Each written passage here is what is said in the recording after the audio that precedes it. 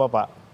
Selamat pagi. Pagi semua. Assalamualaikum. Selamat pagi, Mas. Salam sehat Bapak-Bapak. Saya mau ke sehat. Pak Andre dulu. Pak Andre, ini kan yang kode-kode dulu kayaknya Bu Mega ya di tanggal 8 kemarin ngomongin soal nasi goreng. Ini berarti memang untuk pertemuan yang selanjutnya ini memang Bu Mega yang pengen ketemu duluan dong, Pak Andre. Kemarin saya baca di Kompas itu ada ulasan yang menarik gitu, tentang tipe kepemimpinan dan gaya kepemimpinan Pak Prabowo yang diulas oleh Mas Gun Gun kalau tidak salah, soal bagaimana gaya komunikasi, terus kemudian gaya pengambilan kebijakan. Nah, saya kira Ibu Mega dan Pak Prabowo itu mempunyai gaya yang sama di dalam menyampaikan pesan-pesan, ya seringkali menggunakan simbol-simbol. Tapi di dalam gaya pengambilan keputusan, kedua pemimpin ini sebenarnya mempunyai gaya yang juga sama, gaya original yang sama, yaitu apa yang dia sebut dengan low context culture, di mana ya di situ sering menyampaikan hal-hal yang pengambilan keputusan yang gaya yang eksplisit, terus kemudian apa adanya. Nah, di dalam pola seperti itu saya kira penting untuk yang menyampaikan simbol, menyampaikan pesan kepada masyarakat, terutama sekarang dalam situasi sekarang ini. Saya kira lebih tergantung pada Pak Prabowo bagaimana memilah kawan di dalam proses pengambilan keputusan-keputusan yang penting. Dan di situ saya kira Pak Prabowo membutuhkan ya tentu kawan-kawan yang bisa dipercaya, bisa dipegang omongannya, dan kemudian ya bisa mengambil, dengan demikian bisa membuat keputusan-keputusan yang penting di dalam situasi bangsa kita ini gitu. Ya. Disinilah saya kira pentingnya komunikasi itu, pentingnya pembicaraan-pembicaraan yang terjadi antara ya Ibu Mega dan Pak Prabowo. Ya, tapi Pak Andre, apa sudah ada tanggalnya nih Pak dari Bu Mega yang menentukan? Soal itu saya kira kita tentu ya melihat bagaimana momentum waktu yang tepat untuk kedua pemimpin. Tapi sinyal-sinyal seperti itu saya kira penting untuk kemudian juga ketika pembicaraan yang benar-benar itu tadi low context culture itu gitu, di mana hal-hal yang dibicarakan itu apa adanya. Kalau dalam bahasa lebih bahasa Indonesia terjemahan bebasnya lebih apa adanya gitu. Ya. Kita tidak bicara banyak basa-basi, tapi kita bicara apa adanya tentang bagaimana apa yang harus kita lakukan secara bersama. Saya kira itu yang penting. Tapi kalau kita kira-kira nih Pak Andre, apakah nanti memang nunggu sebelum Kongres, jadi ketemu Pak Prabowo dulu baru Kongres, atau seperti apa nih Pak Andre? Bisa dua-duanya.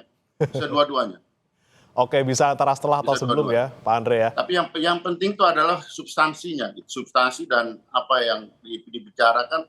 Dan dua pemimpin ini mempunyai tipe yang tidak banyak basa-basi gitu di dalam berbicara ketika mereka bertemu, dan kemudian ketika mereka membuat kebijakan. Ya saya kira di dalam proses ini saya kenal Pak Prabowo dari dulu tuh gaya apa adanya, gaya straight to the point gitu.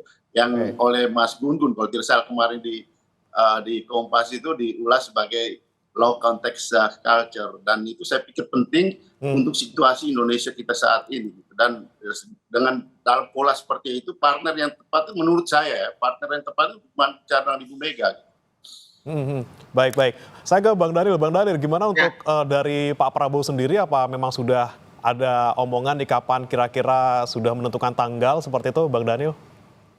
Pada prinsipnya Pak Prabowo memang sejak awal kan ingin terus membangun komunikasi kebangsaan, komunikasi secara personal dengan Ibu Megawati. Pun demikian dengan tokoh-tokoh yang lain yang bagi Pak Prabowo perlu didengarkan dan dimintai nasihat.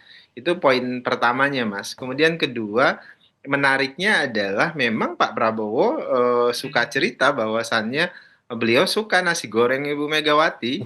Nasi goreng Ibu Megawati itu enak. Malah sekarang saya berpikir, Bang Andreas, pernah nggak makan nasi goreng Bu Megawati?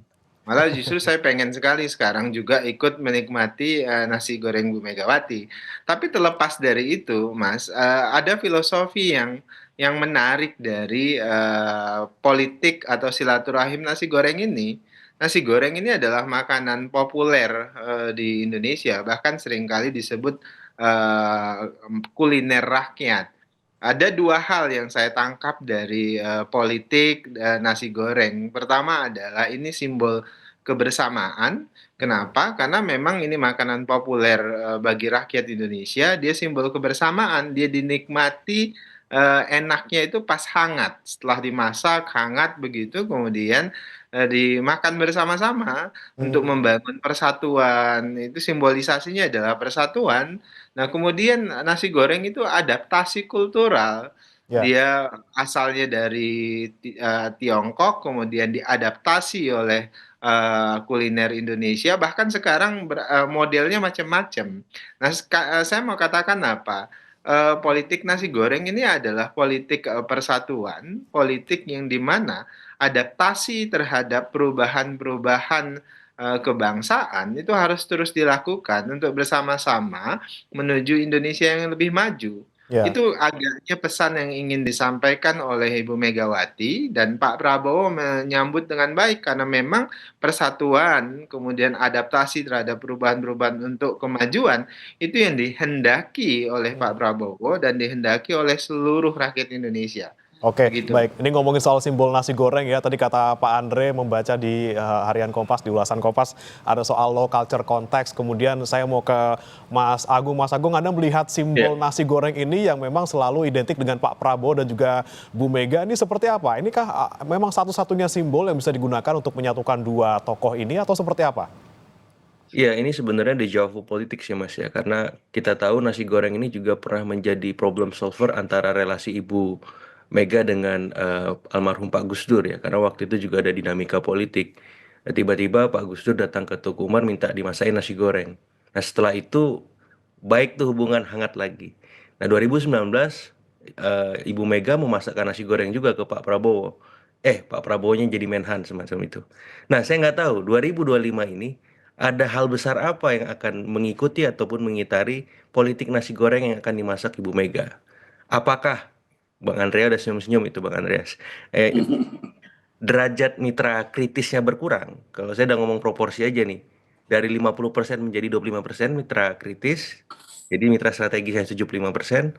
Atau memang ya udah deh 100% aja mitra strategis ya. Hmm. Mitra kritisnya nanti dulu jelang Pilpres 2029 saja misalkan seperti itu. Jadi saya melihat ketika Ibu Mega sudah melempar kode nasi goreng itu bukan kode biasa secara politik, tapi akan ada hal besar yang akan mengitari mengikuti sikap PDIP apalagi dalam waktu dekat misalkan kalau jadi ada kongres ya. Sehingga memutuskan secara definitif apa sikap PDIP apakah sebagai mitra kritis Hmm. atau sebagai mitra strategis atau full salah satu mitra strategis saja atau mitra kritis. Seperti itu sebagai pengantar Mas Bremana. Oke, Mas Agung, kalau Anda melihatnya juga ketika misalnya sudah bertemu nih tanggal 7 kemarin, ini kan Ya. sudah ada yang dibicarakan pastinya, walaupun kita tidak tahu persis apa yang mereka bicarakan karena tertutup. Anda melihatnya apakah di pertemuan yang selanjutnya ini, apakah memang melanjutkan kemarin yang diomongkan di tanggal 7, kemudian seperti apa kira-kira harusnya kedua tokoh ini bertemu? Apakah tertutup lagi atau lebih baik terbuka saja seperti itu? Iya, saya menyampaikan kalau masak nasi goreng itu susah untuk tertutup. Soalnya harumnya kemana-mana nanti ya. Bang Andreas juga tertarik ikut. Bang Dhanil juga apalagi pengen makan nasi goreng Ibu Mega. Jadi kemungkinan untuk tertutupnya kecil kalau udah nasi goreng dimasak itu. Jadi terbuka, bisa jadi diselebrasi. Dan kalau di pertemuan pertama ada banyak hati yang dijaga ya. Hati yang di Solo, hati publik yang lagi merasakan ekses kebijakan maupun hati-hati yang lain lah semacam itu. Nah sekarang ini hati-hati itu sudah siap menerima apa adanya tadi ya, low context culture itu. Supaya apa? Ya Pak Prabowo butuh balance of power, relasi dengan Ibu Mega masuk, Pak Jokowi juga, Pak SBY, supaya apa? Supaya beliau dapat menerima banyak masukan dari semua para presiden tadi. Dan kita tahu bersama bahwa Ibu Mega masih di BRIN dan BPIP. Kemudian Pak SBY sama Pak Jokowi masih di Danantara. Nah, kalau misalkan ada Watimpres untuk mengkerangkai relasi antar semua itu, tidak menutup kemungkinan Mas Bremana, ya semua presiden bisa satu forum sama Pak Prabowo memberikan masukan-masukan. Jadi saya percaya ketika itu mengemuka, maka fokus kita sebagai bangsa untuk membangun semakin lebih solid dan lebih kokoh seperti itu. Oke, baik. Tadi